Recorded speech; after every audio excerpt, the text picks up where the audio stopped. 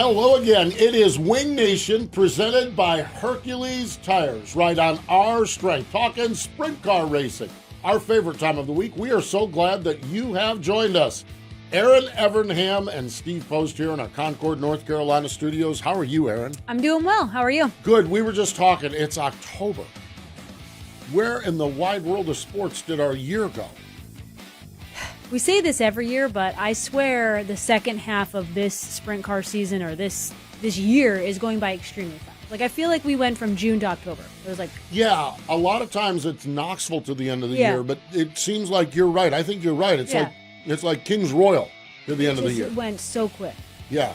I mean, crazy stuff, that's for sure. So, I don't know. I'm just... I got the press release about all dirt roads leading to Charlotte and the World Finals coming up, and it'll be here in 5 weeks. Yeah. I mean... Not even. Four-ish, right? Yeah. I have to live by the NASCAR calendar. Yeah, 4 weeks. 4 weeks. Yeah, 4 weeks. I mean, it's just like, it's just... I don't know. Man, I'll tell you what. I just don't know. And man, I'll tell you what, folks. We need to calm down a little. I mean, it's just people. Everyone is there's angst everywhere.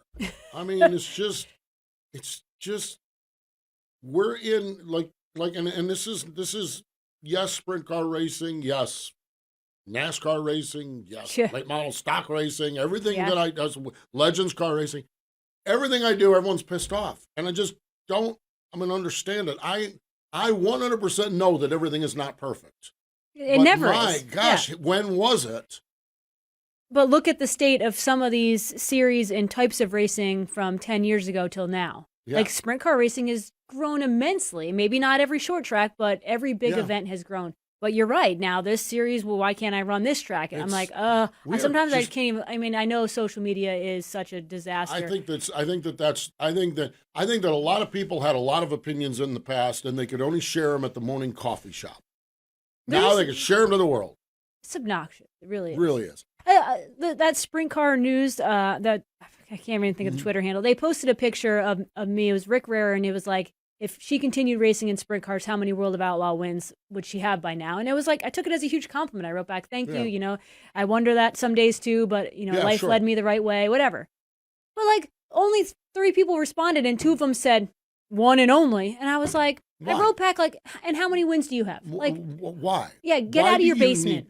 Why does your reaction...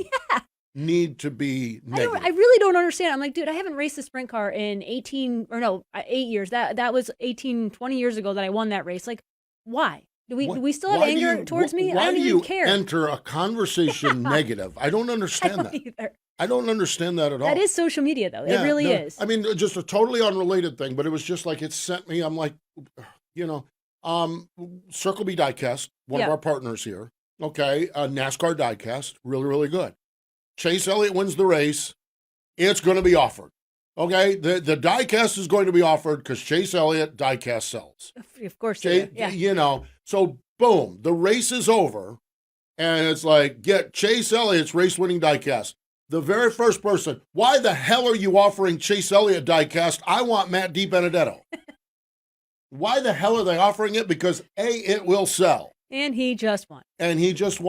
Now, what happened is, a day later, Matt won the truck race. Yeah. But here's the reality of it is, you got to get all the licensing, you got to get all the agreements. Chase Elliott's are already in place because he's going to win races. Or how about you not even respond about Chase and just ask a question and just say, hey, will you... There's the whole thing. Hey, do you think Matt DiBenedetto... You can say the same thing. Do you think Matt DiBenedetto, I mean, you could go on Twitter and say, the sky is blue today. And someone would fight you about that. It's like... Oh, yeah. Someone would fight you about that. I don't know. I can't handle miserable people. It's just... And I run into it. I do and we've been really, really good. We have a Facebook group, Wing Nation Facebook group. And I've got I have a short leash on that thing. I mean, you'll get booted if you're bad-mouthing one of our drivers. And it's been good. I had one guy last week, and I forget what he said, made some comment about one of our drivers. See ya. Bye. And we have really good discussions on there a lot of times, but I've kind of set the tone. I wish I could be across the board. I wish I could be across the board. Anyhow, there you go. All right, with that in mind, the good news is we're going to talk to Greg Wilson, who is just always good, happy and smiling. And Sam Hafertepe, unless he's talking about Erin Reitzel, of course. We got to ask about it. Wow, we'll see what happens. So we're going to talk to Greg Wilson and Sam Hafertepe Jr. on the show today. Let's get into our now that we've got off on the right foot here. Yeah, folks, just be nice. Be nice. Well, we talk about this, and I know certainly with the NASCAR radio, you talk about it. Like, it doesn't help anyone when it's all negative. Like, I just don't understand it. Like, you're hurting the sport that you love. So even if you get on about, on social media and complain about how you can't run this series, can't run that series with sprint car racing, you're hurting everyone. Like, just talk to the officials. We don't need it to be blasted publicly. Yeah, everything doesn't have to be public. Drives me crazy. All right, yeah, I'm exactly. Done. Sorry. I am fairly confident there are meetings with owners and drivers and the World Racing Group about running races next year. I'm fair. I would be. I would. If there's not, I'm shocked. Yes, exactly. And I don't know where we go, but screaming and hollering on Twitter doesn't. I don't know. Anyhow. Our Hefner Racing product, because I want to talk about something nice. Jeff Wessel, my buddy at Hefner, who is always kind, always friendly, everything like that, always puts a smile on my face. So let's get into our Hefner Racing product hot topic. Speaking of a smile on the face, Lance Deweese, Friday night, World of Outlaw, NOS Energy Drink Sprint Cars, National Open Prelim Night. Lance Deweese, 10 laps, $10,000 to win. Now, I didn't know that policy that they would. I don't think I knew that either. Well, I don't know that anyone much knew about it. But Johnny Gibson said it's not the shortest race that they've ever had. So it must be it's been the case before. I'm like, I don't know where I've been, but I didn't know that. I didn't know that either. And it was well announced, so it wasn't like they checkered it at 10 and said, "Oh, surprise, it's in a rule book." Lance Deweese, he joked around. It's like at my age, those short ones are really, really good like that. 110th Williams Grove win. When you think about that, you look at the level of competition at Williams Grove. Yeah. And we have the 3-time and soon to be 4-time World of Outlaw champion that finally won his first World of Outlaw race at Williams Grove in July. This is not easy pickings. No. When you go back over Lance's career, when you look at he was competing against guys like Fred Raymer. Yeah, Greg Hodnett. And Darren Pittman Keith for a few years. And all Keith those Kaufman names that and all go, those names. 110 wins at Williams Grove. 19th World of Outlaw win, second of the season. And by the way, he's won 4 straight at Williams Grove now. Not bad. Yeah, he's hoping on October 22nd to make it 5 straight, because that's when the National Open was rescheduled to. It got rained out. Yeah, remnants of Ian rained I think he might be all right in this sport. I think he might do all right. It's just mind-boggling how good he is. Mm-hmm. It's just like, and it's like a machine, except for machines sometimes fail. He's just, and then they're just such nice people. Mm-hmm. Just wonderful. Donnie and Calvin and Davey and everyone. They're just good things happening to good people, and they got another one on Friday night. Mm-hmm. Comp Cam's 35th annual Comp Cam Short Track Nationals, I-30 Speedway, Little Rock. Sam Hafertepe was the winner. It was his second Short Track Nationals win, $15,000. Very spirited battle and victory lane interview with Erin Reitzel. Podium was Sam, Erin Reitzel, and how about Justin Sanders in that Swindell Speed Labs number 39? Yeah. We had Justin on stage with us at Knoxville, a great young racer from California, and really, really cool stuff. It was fun. Yeah, it was fun, and I was glad to see that. But overshadowing it is the end of the road for I-30. It had been rumored, speculated, and talked about, and when rumors and speculation are not denied, that's usually the case. Mm-hmm. And finally going into last weekend, Tracy Clay, who operates the racetrack, did an interview with a local station and said, yes, there is zoning and permit changes, and there is a deal in place for the track to end. Hammer Hill. I'm glad I got there last year. Wow, what a badass racetrack. Mm-hmm. Great racetrack. So cool. Just when you look, I was reading the history of that racetrack. I was just Googling, and the movie White Lightning the Richard Pryor movie about Wendell Yeah. Scott. Part of it was filmed at Oh, I I-30. didn't know that. Yep. Mark Martin, a 15-year-old Mark Martin, won the North Carolina State or the Arkansas State Championship at Little Rock Really? at I-30 Speedway. I think back to 2016, the World of Outlaws returned there, and Jason Sides won the race, and they're still partying. I mean, it was that when I actually watched the last lap. I watched the last lap and Johnny Gibson's call on the last lap. While a great call, as always, Johnny Gibson makes a great call, I don't think it was accurate. He said Jason Sides slept in his own bed this morning and will sleep in his own bed tonight with a trophy. I think that the idea of the home game was on point. I doubt Jason Sides slept that night after that. Or the race. next. Or the next, exactly. But just so many great memories. That's why get out and support our local racetracks. Go to your track. Go support your tracks. Go buy a hot dog, buy a popcorn. We got to keep these places around. And I-30, Hammer Hill, bringing it to a close, Sam Hafertepe, and he'll join us. And yeah, we'll talk about the race, but I do want to kind of get the vibe from down there, from what it was like. I actually wanted at one time, and maybe before the end of the year, we'll dial up Tim Crawley because he's at the end of his line too. Yep. And he's such a good guy, and just his perspective on all of it. But it's just sad to see. Fremont, Greg Wilson picked up the win. We mentioned we're going to talk to Greg. And Wayne County, Sheldon Hodenshield hustled over after the National Open was postponed, and picked up a ride over there and won at his home track. So good stuff, that's for sure. Hefner Racing Products, HRP, loves karting. From sprint to road racing to winged outlaw karts, HRP Streeter Superstands are the #1 selling brand for karting. They have automatic electric lifts, rolling stands, and stackers to carry multiple carts. And just like sprint cars, HRP has tire racks, engine racks, bead breakers, and a whole line of kart racing accessories. No doubt about it. www.hrpracing.com. That's hrpracing.com. I can't wait. I'm going to go see some of those stands and those kids tonight. Millbridge. Yeah, I'm on the Dirt Vision call. Oh, to tune in. Out there. Yeah, looking forward to getting out. I love Millbridge and love the kids programs. And I also love when I see a smiling Greg Wilson in Victory Lane. We saw that for the 4th time at Fremont on Saturday night, and he will join us on the Sage Fruit Hotline next. Power isn't born, it's built over time. For over 65 years, Hercules Tires has been providing the muscle to move more drivers. Whatever the vehicle, whatever the terrain, and we back it with a powerful protection plan. So wherever the road or the trail takes you, we have the selection, value, and strength to get you there. Hercules Tires. Ride on our strength.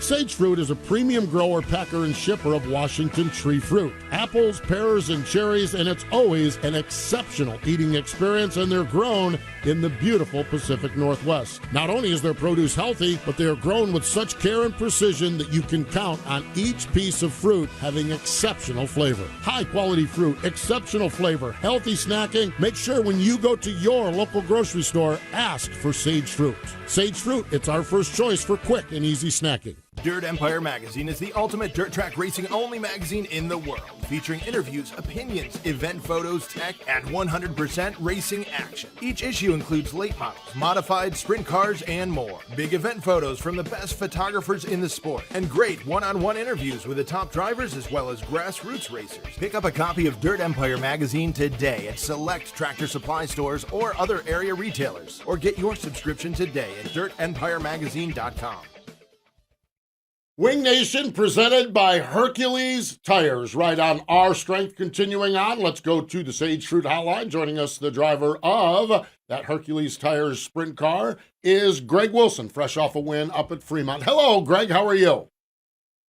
Doing good. Just trying to get a little work done before we got to head to some volleyball games this evening. Oh boy, we got volleyball tonight. Got to get that stuff done. That's for sure. How are the girls? How's the family? How's everyone doing? Super. So blessed and so fortunate with the girls. Back in this is second year back in regular school, so we took 12 kids to a haunted house last Friday since we had the night off racing. So we're getting to do a few things that I guess I wasn't quite ready for or used to, but it's sure a lot of fun. That's I can appreciate that. Greg, you picked up your fourth victory at Fremont this weekend. Tell us about the win. I know you didn't get off to a good start qualifying, but certainly figured out what you needed and got to victory lane. Yeah, I mean, first off, I want to thank Hercules Tire, Ohio Logistics, and BNC Hydraulics for, being a huge part of my career and allowing me to continue to race and helping the Ceilings Motorsports team, to race all summer and, just looking forward to hopefully finishing up strong and continuing to build relationships with those guys. But I just want to say thanks to them guys. If it wasn't for them, I probably would have been done a long time ago. So that's pretty cool to have somebody involved like that. But rolling to the race now, we've been pretty good. Andy and Joe Lewandowski have had the car really comfortable for me there, and we've struggled other places, had our ups and downs. We've had some good runs. We had a pretty good run at Eldora the other week, and I feel like we've kind of been back and forth on what makes me feel good in the car by the seat of my pants, and then trying to make it better. And then we've ended up full circle. And, luckily when we go to Fremont, we've had a real good baseline and keep trying stuff to be better early in the night, because that's where the struggle kind of lies, is qualifying. And but come race time, we got a really good setup, and hopefully this weekend, going into the weekend, the Jim Ford Classic with the All-Stars, there's a lot more good cars coming, big race. Hopefully we can, put ourselves in a position to be competitive, and that's all you can ask for.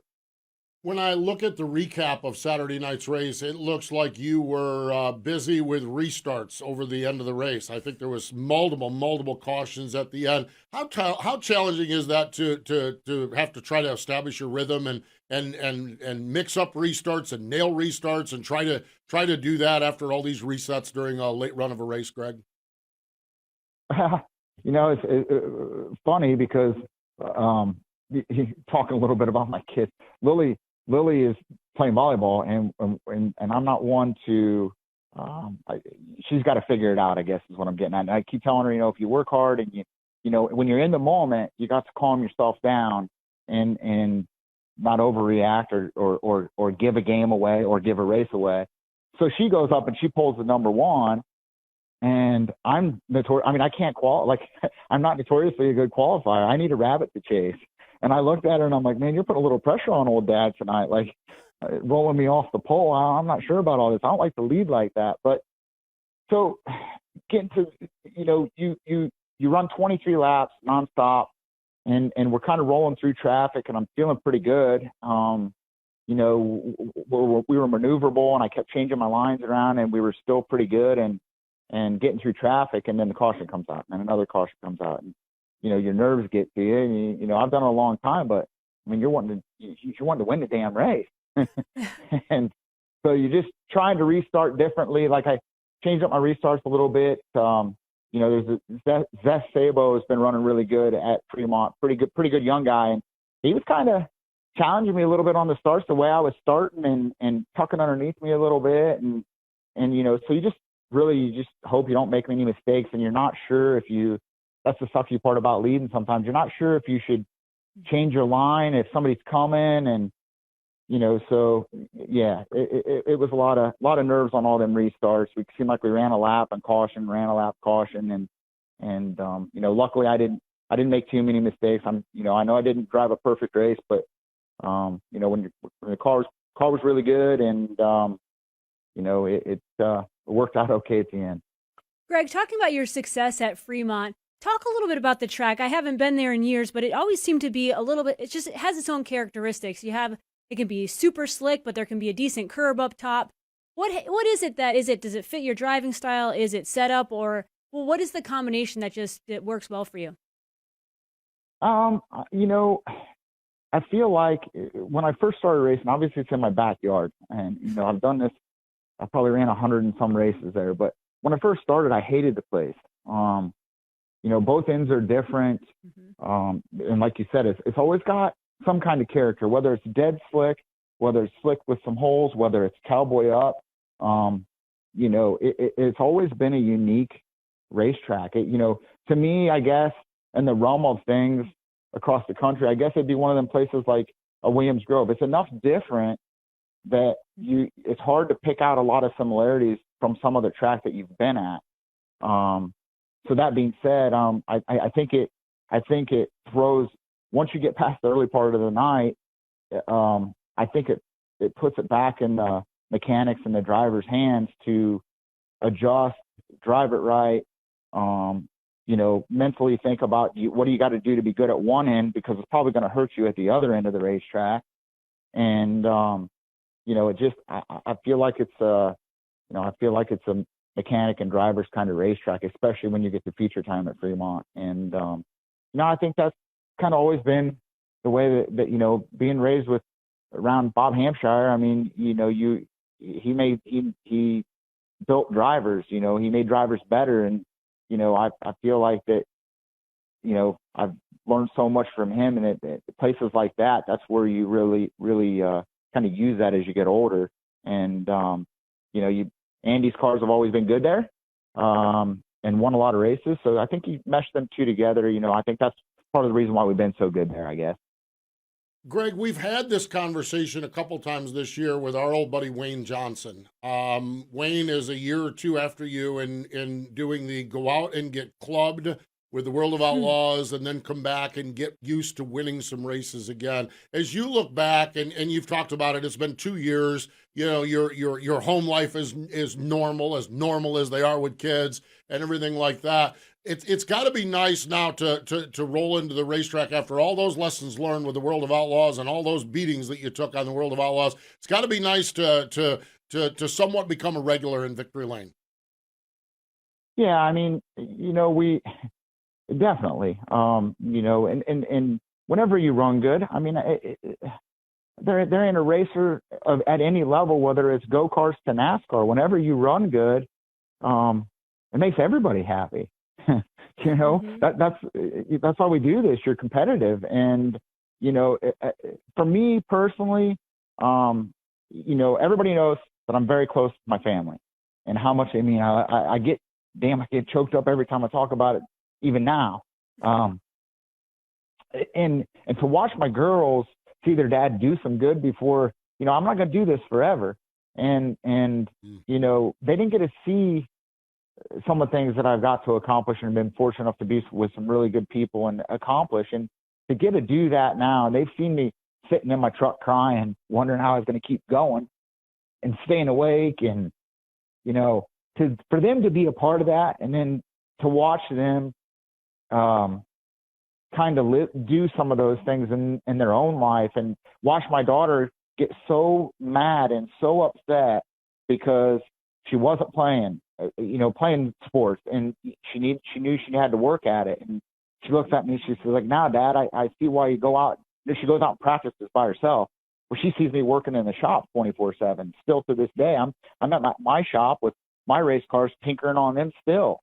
And when you see those kind of things and you have success, I mean, there's no words for that. We're blessed and fortunate. We never know what life's going to give us, and to have some success here, probably at the tail end of my career, I'm just grateful. I'm grateful to get to be doing it, and I'm thankful for the fans. Your life changes, and you change as a person, and it's pretty damn cool. No matter where you run good, and to win some races, it's awesome. That's amazing. I can relate a little bit. I don't have the chance to really show my daughter Kate me winning races like you're doing, but to see her work ethic and to show her what I have done and to see her apply it to what she's doing with horses, I can totally relate. And you're right. There's no way to really describe that feeling. Greg, going into this weekend, obviously a big weekend at Fremont, but you must feel pretty good. Momentum is definitely on your side when the All-Stars roll into town. Yeah, I mean, this sport, just like what we just talked about, it's so humbling. I mean, I question whether at times when you're getting your butt kicked and things like that, like, man, how dumb am I to keep doing this? Like, why do I keep coming back for this abuse? Well, it's for those good times. Mm-hmm. And the confidence and the momentum and the challenge of it. And, I guess point being, going into the weekend, I feel as a team we should be confident. I feel like that, I feel like we should go into the weekend feeling like we have as good a shot as anybody. But I'm also a realist. Like, I've done it long enough, and it's not being negative, but like we need to qualify good. There's going to be, the really good race car drivers there, along with the good group that's there every week, and that's challenging. And like we got to bring our A game, and if we don't, we're probably not going to run good. Yeah, exactly. From the beginning of the night to the end. Yeah. And that being said, like, the one thing that, that you learn from getting beat down and doing all that stuff is like, you try to keep yourself floating through the middle and keep in the right mindset. So when you get to the racetrack, that you're ready for anything that racing's going to throw at you. And I've tried to be better at that. And you got to be ready to work with your team. And, but I think the objective's the same. We put a lot of emphasis on going to Fremont because Fremont means a lot to me. It means a lot to Andy Potter. And we love to get Joe and Diane Sealing to victory lane in an all-star race. They've had a car for a long time. And as far as I know, they haven't won a race like that. And, we feel like that they deserve it, and maybe we can give it to them. So maybe this weekend will be it. You never know. That is some great stuff. It really, truly is. Greg, we always appreciate the time. I think I started it or ended the last segment. We'd always love seeing your smiling face in victory lane, and always enjoy our chats. Appreciate you joining us, and thanks again for joining us here on Wing Nation. Yeah, and thanks again for being great partners with Hercules, and I feel like it's a team effort and we're lucky. All of us are lucky enough to be a part with a great company, and not only that, real quick, something that's been eating at me since it happened was thinking about Rick Eshelman and his family. Dude. I started racing. When I started racing, Rick always used to joke that whenever he came to announce at Eldora, and I think at Lima some, that I'd win the race. And he'd always say it was my good luck charm. And I spent an hour with him. I don't know. It was a tail end of last year, the beginning of this year. And sat and talked a little bit about both of us getting older, both of us wanting to be done. And sometimes you just never know what's going on in a person's mind and what maybe they're struggling with. And just thinking about him and his family, it just kind of a shocker. Yeah. I am so glad you brought that up. And I agree with you. I think we started the show. You probably didn't hear it. We started the show with be kind, you just don't know what people are dealing with. And I appreciate you bringing up Rick and sharing that. And I saw your post earlier that you got to spend some time with him earlier this year. That is really, really neat. One of a kind, great guys. So appreciate you bringing that up as well, Greg. Yeah. I mean, it is, like I said, we all go through our struggles. None of us are perfect, but there's good in everybody. And sometimes when things like this happens, it should probably just open your eyes up a little bit. It definitely did mine. Absolutely. Well said. I appreciate that. Right. Thank you, Greg. All right. Thank you, guys. Thanks for having me. You got it. Absolutely. I do want to, before we go to the break, mention Rick Eshelman, longtime voice of the World of Outlaw late model series, and a great guy. And unfortunately, took his own life late last week. And I don't know if my situation with Rick was I would see him 2 or 3 times a year at World of Outlaw late model races or the World Finals or Volusia. And I loved visiting with him, and I loved the way he calls a race. Yeah. He was a great announcer. And I think that almost dovetails back to what we were saying at the top of the show. We and I think Greg might have just really hit on something there, that you don't know what people are going through. Why be nasty? Yeah. Why be mean? You don't know. And I don't know anything surrounding Rick's struggle, challenge, where he was at with anything. I know nothing, but why be mean? Love each other, be kind to each other. Sometimes you don't have to tweet, or you don't have to make that comment. You don't have to jump in. And so I think that because you don't know what people are dealing with, you don't understand it. And sometimes some of the people who seemingly are rolling along well, Rick was just inducted into the Dirt Late Model Hall of Fame in August. You're like, man, Rick's got it going on. Everything is good. And apparently not. And I just be kind out there. And we're going to go to break now, but we also, as well as everyone else, our thoughts and prayers and wishes, not only to Rick's family, but his extended family, the late model family, and everyone in the dirt track world. Rick Elsherman, really one of the greats, and we hope he rests in peace, and we will certainly I'll miss those conversations I've had with him over the course of time. Circle B Diecast is the new diecast outlet from Plan B Sales. What started as a Lionel and Chase Authentics apparel distributor has grown into the largest distributor of diecast and now includes Auto World, Greenlight Collectibles, Brand Art, Sam Bass Artwork, and University of Racing Lines. They have a huge inventory. The folks at Circle B Diecast love racing, and they support drivers like Kyle Larson, Ricky Stenhouse Jr., Christopher Bell, and many others with sponsorships and partnerships. On orders of $20 or more, use promo code MRN for free shipping. You can check them out at www.circlebdiecast.com. Power isn't born, it's built over time. For over 65 years, Hercules Tires has been providing the muscle to move more drivers. Whatever the vehicle, whatever the terrain. And we back it with a powerful protection plan. So wherever the road or the trail takes you, we have the selection, value, and strength to get you there. Hercules Tires. Ride on our strength.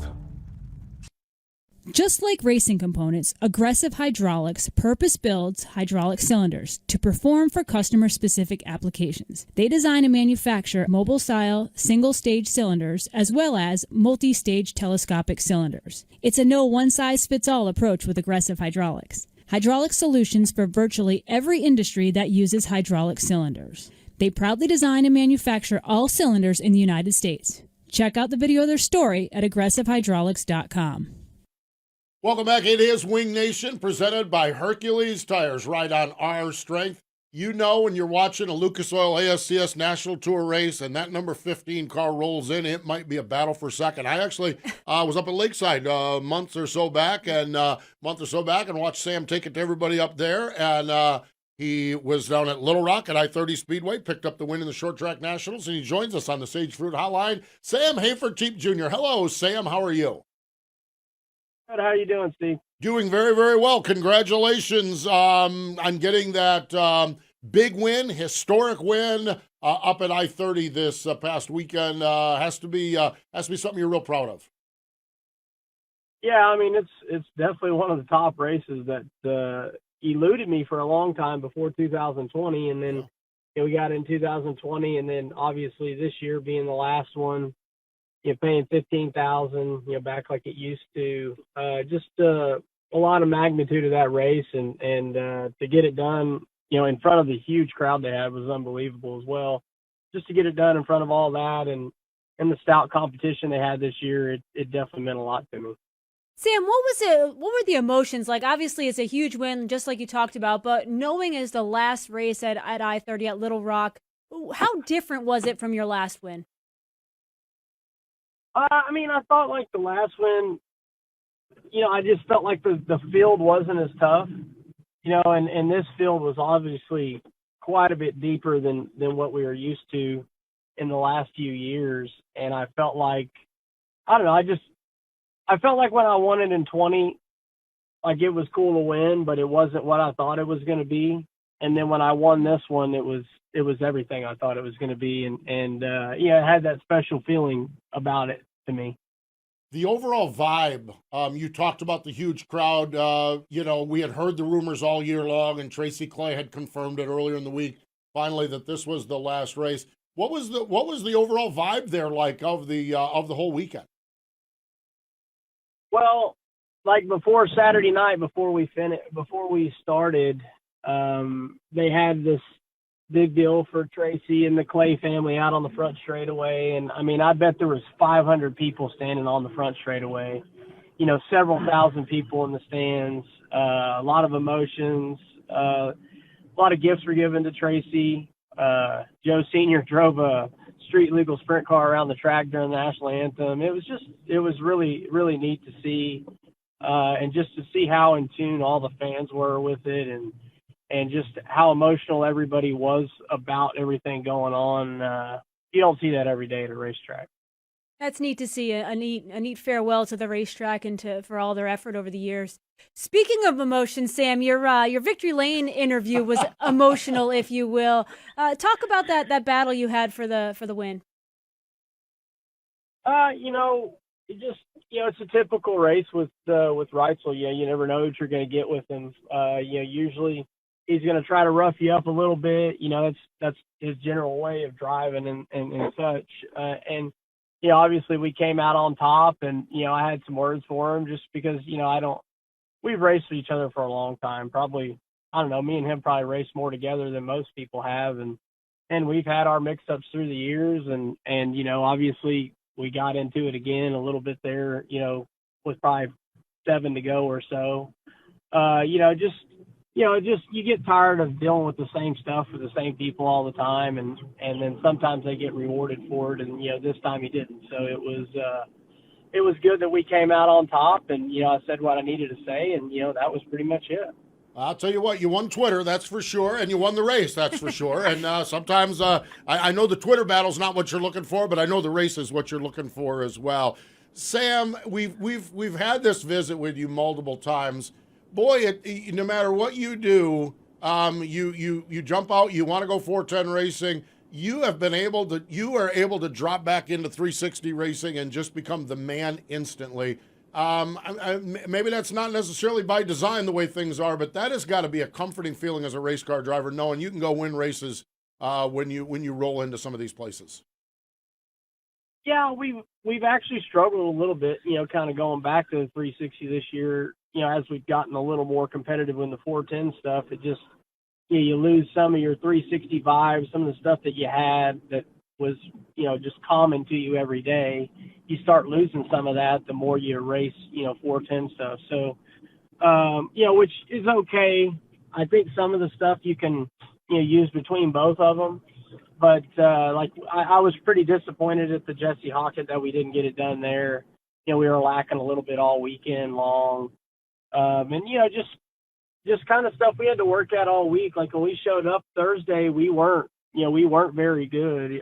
Actually Erin was quite a bit better than us Thursday night. And then, Friday night, we actually got pretty good. I thought if we were racing the same race together that night, we could have beat him that night too. And then, Saturday was, it's just like a chess match when you're playing. You're just sizing everybody, sizing them up. And I was glad to actually start third and let him kind of get out there and see what he was trying to do. And it kind of got my mindset what I wanted to do in the race car. And, the early laps, I'd run the top, he'd run the bottom, which, he usually hadn't been running the bottom all week long. So I felt like he needed to do that in order to beat me.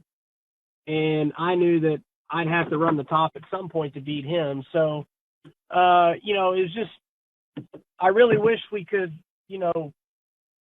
show up to a lot of these 360 races and have exactly what we want to do right out of the gate. But, it might look like we've been still the car to beat, but we've definitely not been where we've been in the past. And it took me, I felt like it took us a couple of days to get where we needed to go at Little Rock for sure. Sam, following that answer right there, at a track like Little Rock, I mean, I know this happens pretty much most races, but when you get to the feature and you know that you need to be able to run the bottom and the top, but a place like Little Rock, to hit the bottom and to have your car tight enough to make it successful, how do you balance that? You need to be able to go up and run that big curb and be free enough. So how do you find that right setup that suits you when you need to be able to go everywhere? It's really tough. I think, the thing that they did differently Saturday night is the track stayed a little dirtier in the middle than it had been the second night. Mm-hmm. So we were able to kind of incorporate that into like what our mindset was for the feature. Like we kind of ran the middle the first night, and we were kind of successful with it a little bit. We were good enough to lap cars. The top was still better and the bottom was still better, but we were able to use the middle to our advantage. And I felt like the middle was enough better Saturday night that I just kind of thought, man, I know we can run the top a little bit. And I know like in 1 and 2, definitely the top is the place to go sometimes.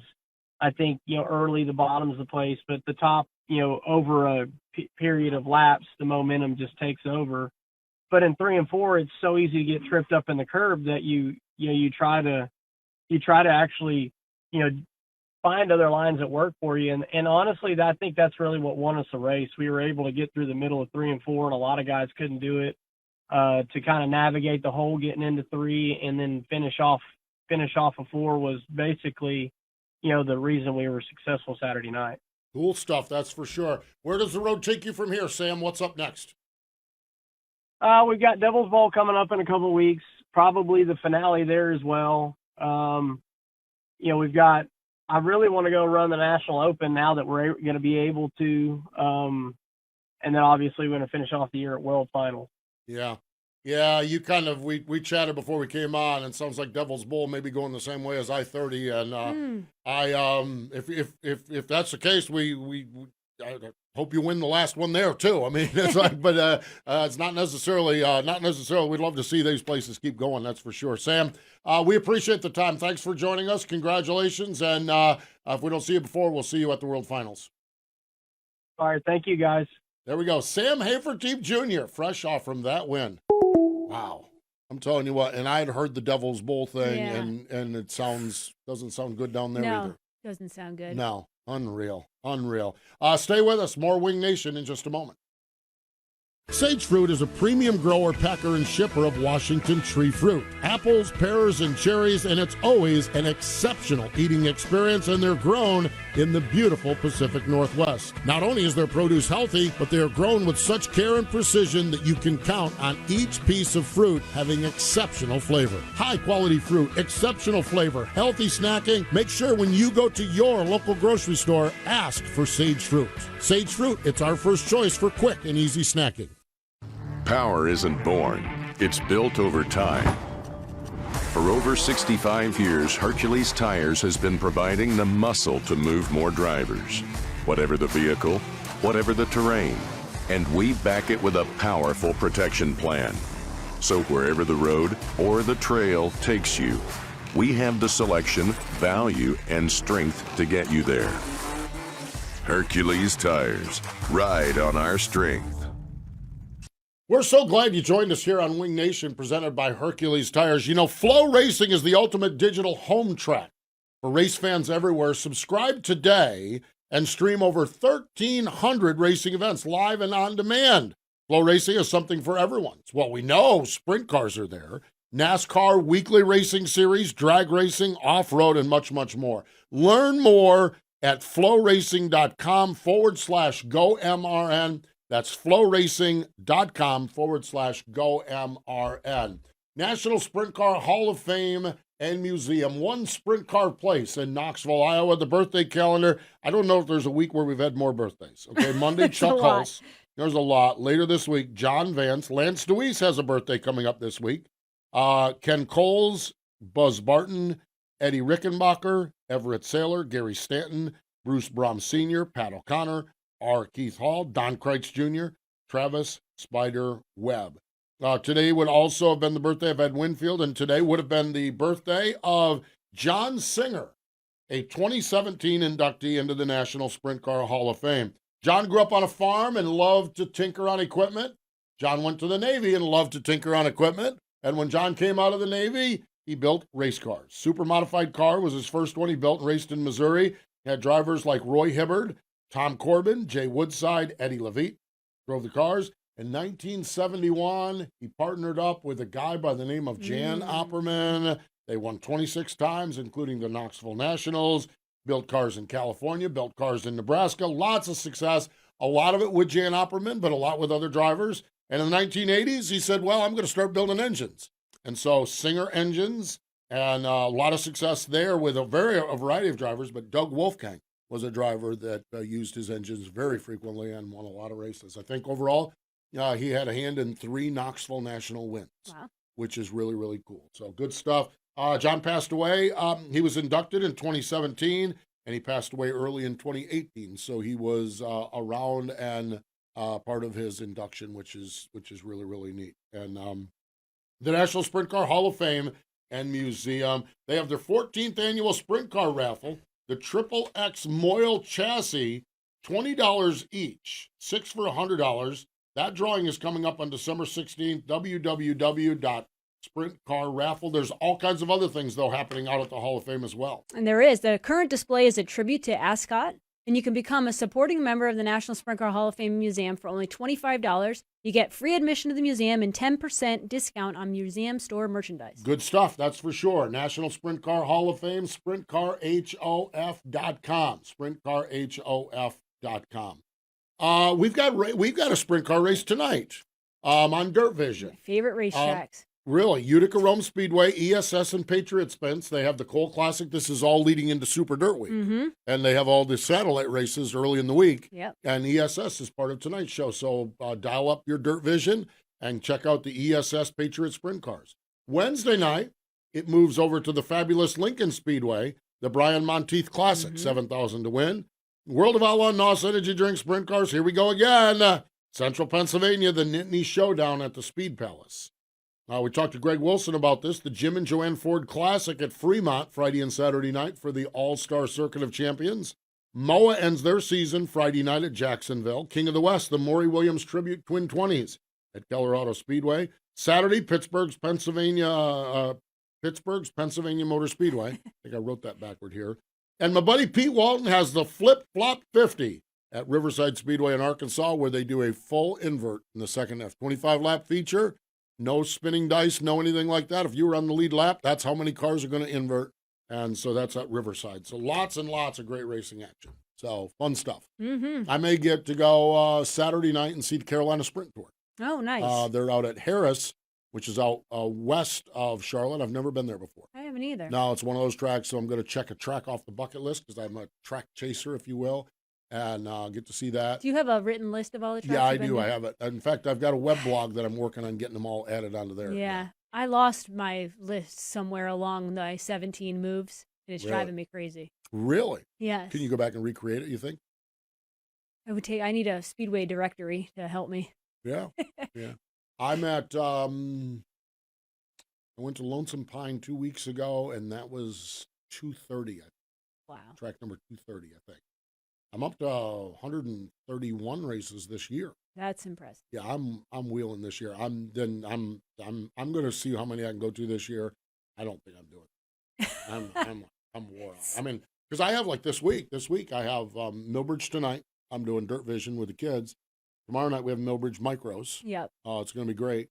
Friday night, I'm going to go to Ace Speedway for the Cars Tour. Saturday, the Xfinity race at Charlotte. Saturday night, Carolina Sprint Tour at Harris, and then Sunday the Cup race. Wow. All in, baby, all in. Whew. But I'm going to see how many I can get to this year.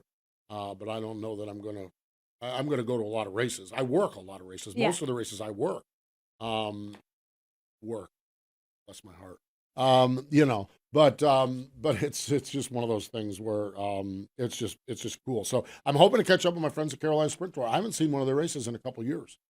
Just the way the calendar has fallen, and we've had some rainouts when I was available and stuff. So hoping to do that for sure. Speaking of, Yes. this reminds me of what I saw on Twitter the other day of Jimmy Johnson behind the wheel of a sprint car at East Lincoln Speedway. Out there at East Lincoln Speedway. Yeah, you heard anything more about that? Well, and then Alex Bowman did the tweet, without his permission, I'm announcing that Jimmy's going to run the World of Outlaw Tour. Yeah. That got everything all riled up. I have not.